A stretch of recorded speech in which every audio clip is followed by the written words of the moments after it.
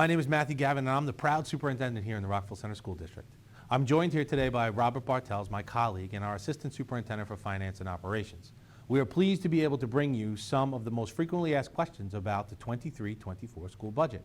We are looking forward to providing the community with answers. How are you, Rob? Good, good.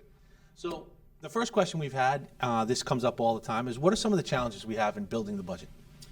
Well, I think similar to what many residents have and have seen is the consumer price index increases have led to increases in their utility, their gas, their electric costs. So we're seeing those same things in our schools. Our transportation contracts have been increasing, same way with increased gas costs, transportation costs. That has also impacted the school district. And we've also seen an increase in health insurance premiums, am I correct? We have. Our actual premiums typically are in the single-digit increases each year, and they've been fairly low for the last several years. This year we saw 15 to 22% increases. And that's not something we manage, that's something that the state imposes upon us. Correct. That's something that's completely outside our control. We use the state insurance program, and they control those rates. Great. So these are some of the challenges that we've had while trying to build the budget. So let's talk a little bit about the change from last year to this year. What is the year-to-year change in our budget this year? This year our increase was 5.74%, which really is a little on the higher side because of increased capital improvements that we put in for this budget, which we'll talk about a little later. So with a 5.74% increase, what is the actual budget impact in terms of the taxpayer and the tax levy? What's the impact on the tax levy? Well, our tax cap this year is a 2.21% tax cap. We're not going to be going up to that tax cap this year. We're going to keep it to a 1.99% increase in our taxes.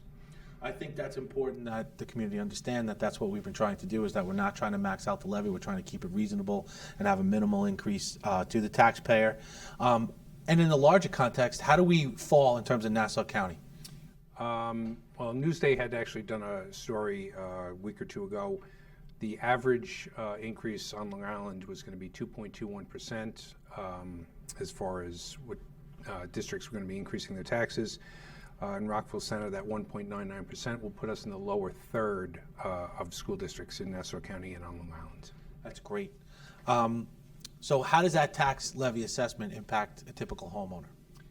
Well, you go through it's a detailed calculation that the assessor's office goes through to distribute taxes among each homeowner. We don't get our final assessment information until the fall, so right now we can only give a preliminary estimate. It looks like right now we're going to have about a $260 increase on the average homeowner in Rockville Center. Right, but there are many things that are out of our control at this point because Correct. the assessment kind of impacts every single homeowner differently. Absolutely. Great. So what are some of the changes in this budget? Instructionally, what are the programs that we're able to work on this year? I can kind of answer that. We are maintaining all of our current programs. We are also trying to make sure that we've had some programs that have been paid for previously by COVID money. Those programs are not going to be cut. We're going to pay for them out of the budget. This is a process we began 3 years ago. We always knew that the COVID money was not forever, and so we wanted to make sure that little bit over time we were able to use that money appropriately, but also build for the future when that money wouldn't be here. We are expanding our co-teaching model to the secondary level next year. We are also offering new classes at the middle school and high school level. We are expanding offerings for robotics and coding, K-12. We are expanding our athletic teams for a total of 6 new teams next year, with 5 middle school teams and 1 high school team. The high school team will be a JV boys volleyball. The middle school teams we are offering boys and girls winter track. We are offering cheerleading as well. The other piece this year that I think is very important is that we have made some new allocations within the budget to address some security concerns. And so our last board meeting, Mr. Bartels detailed a recommendation to the board, which the board approved, to add additional $210,000 for security enhancements throughout the district. And then we also have our big capital projects for this year.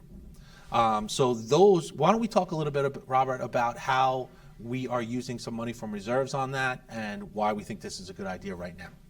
Well, we have a couple of main projects that we really want to get done. We have the middle school roof, which is in desperate need of repair. We've had continuous leaking issues there. We've tried a number of fixes. We really need to fix the roof. Any homeowner would understand that. If you have a leaky roof, a lot of other things break underneath it. So that's one of the key things that we wanted to do. It is a 100-year-old building, and we want to make sure that we can locate the sources, we can fix the roof, and then locate any sources of any other problems going forward. Right. In addition, we're going to turf the field there, continuous drainage problems. That field is not being able to be used as often as we would like.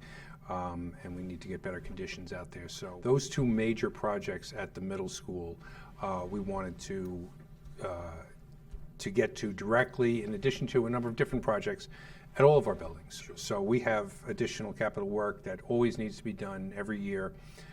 So we're going to do things like replacing floors, upgrading bathrooms, ceiling repairs. We'll be doing a number of different projects throughout the buildings. Great. So let me ask a question then.